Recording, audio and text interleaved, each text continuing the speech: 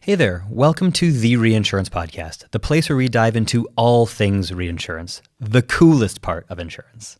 We're your hosts, Jared and Ben, a couple of ex-practitioners who loved the industry so much we founded Supercede to tackle some of its biggest headaches. And we're here to share our insights and stories with expert guests as we uncover what's really going on in the industry.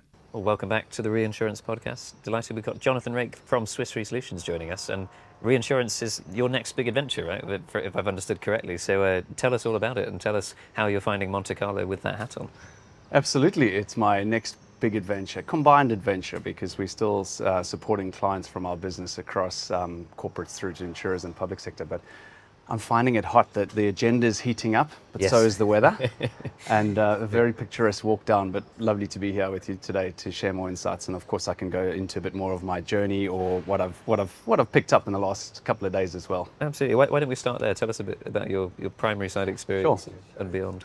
Yeah. So background, actually been with Swiss insurance companies, reinsurance companies for the bulk of my career after a short stint in banking. I've moved around a lot in terms of geography and roles and functions. So I started in London and spent some time in Zurich before, and then Asia Pacific for 17 years, Hong Kong, Singapore. So that region I know a lot, and it was in various roles, operations and country and regional management roles, but returned in January this year to take on a new role, a global role out of the head office running our risk and data solutions business, which has recently been rebranded that, formerly our reinsurance solutions business. So exciting new change and opportunity and returning back to Zurich. Amazing. Yeah, it's good to be back in Zurich. It's good to be back. It's the sun's shining in summer. When we arrived in January, right in the middle of winter, and it was quite a change. I brought a wife, 3 kids and 2 dogs with me. So last time I was alone, but super happy to be back. And obviously such a great country with lots of opportunities for the family as well. Definitely. And it seems like you've timed the move into data and risk solutions very well with everything that's going on in the world. We're only a couple of days in, but must be tons of themes you're talking about and hearing about as you go around Monaco. Many, and I think you could probably have said that last year, and you'll say it next year as well. Timed it perfectly. Look, I think it's interesting because obviously this is a time when a lot of conversations are happening with our primary insurance clients around big treaties coming up in 1 Jan, etc. And I'm sure you've had a lot of that on your podcast. I've actually joined a lot of these conversations and been very pleased with the fact that it's not a bolt-on conversation at the end. In some cases, it's been actually part of the key discussions has been around data and insights. And maybe if it works, I could share some of those, we'd love to insights hear, from those conversations. Absolutely. So I think, the first comment is obviously risk transfer conversations been interesting to see is a wide range of perspectives, everything from keep it mundane the same in terms of risk appetite and how we're trying to approach the market, and we sort of look for adjustments depending on market cycle and rate, all the way through to thinking quite radically about different structures and options. On our side, the kind of 3 takeaways I would take for our business. Firstly, there is a real need from many or most or all of our clients for quality data. Yep. And they want that accessible so that they can make the right decisions at the right time. So that's super critical, and that's great to be in the room in those conversations, and obviously that leads us to many different areas where we can support. The second thing I think is linked to that, and it goes back to the earlier point about considering different options. Clients are thinking about different structures, whether that's around their self-retention, how they work with partners, obviously thinking about different forms of structured solutions, parametric, etc. But all of this, again, requires good quality data and understanding partners, third parties' capabilities. So there again lies an opportunity for us to open conversations around that.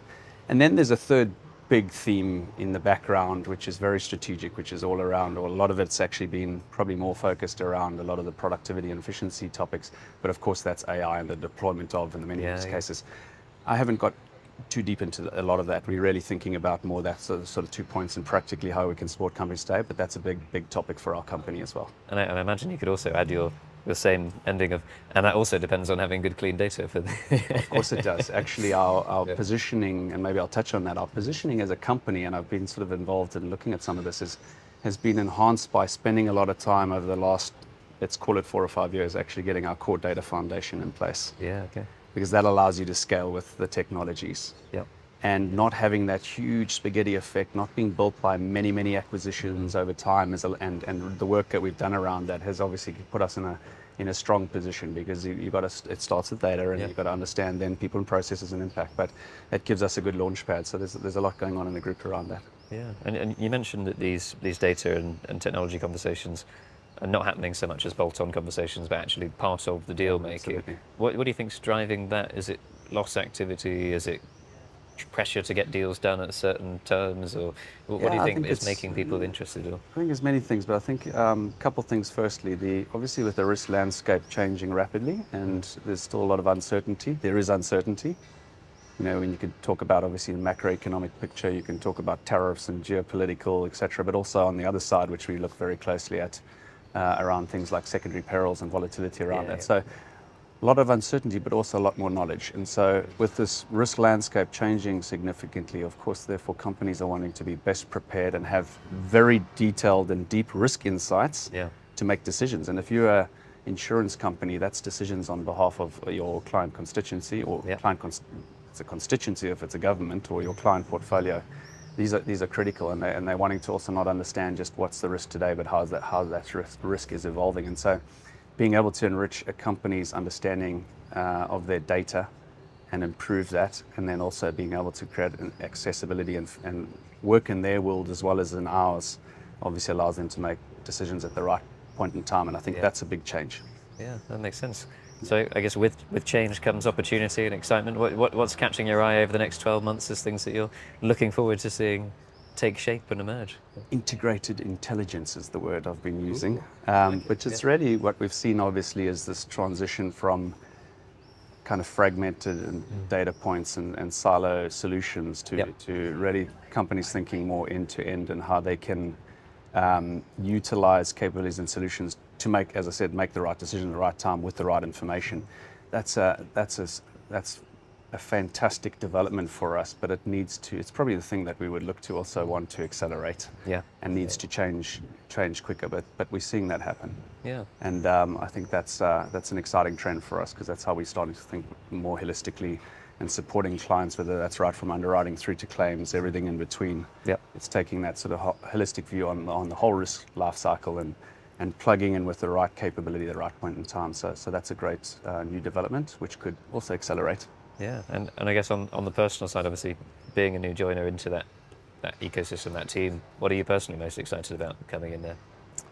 The change has been fantastic personally, just to learn and to immerse in this. And I started by actually just immersing externally, meaning reading and engaging insights around what competitors are doing, clients' needs, really understanding this fascinating ecosystem. And that's why a lot of what we're trying to shape now is shaped by a lot of that journey earlier in this year that I went on and took others on, because we see obviously interoperability becomes a big point.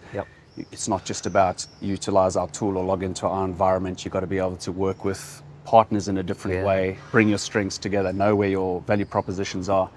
That learning journey in the first part of this year was fantastic. The second thing I would say is was actually triggered by a global bank head of tech that I was listening to, global head of tech, who was talking about upskilling on AI and tech and data, and then was asking the audience, how many of you as leaders are upskilled yourselves?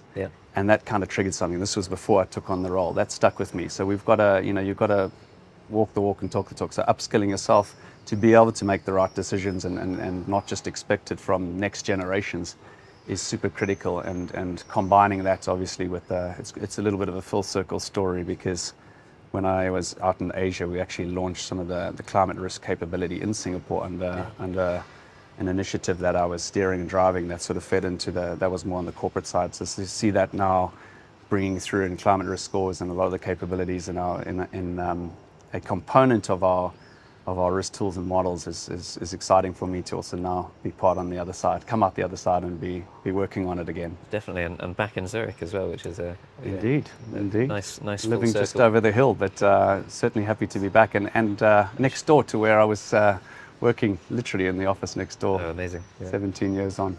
And a shorter trip to Monaco, so hopefully that means you'll be back every I'm year. sure you've heard people talking about the maybe not so short trip out of here, but the shorter trip here was the case. It was a very easy flight, enough to do about 3/4 of my pre-readings. Excellent. No, good. Well, I do hope that between now and your eventual journey home, you have a very productive time here at the conference. I'm Thank sure you we'll very be much. seeing you about, and hopefully a smooth journey. I appreciate you having me on. No, thank you for coming Thanks on the a show. lot. Brilliant to meet you, Jonathan, and have you here. Great on stuff. the show. See you, Ben. Thank you. Thanks for tuning in to the Reinsurance Podcast. If you enjoyed our show, don't forget to subscribe wherever you get your podcasts and leave us a review to let us know how we're doing, preferably 5 stars. For more insights and updates, follow us on LinkedIn and visit our website at supercede.com/podcasts. You'll find the links in the show notes.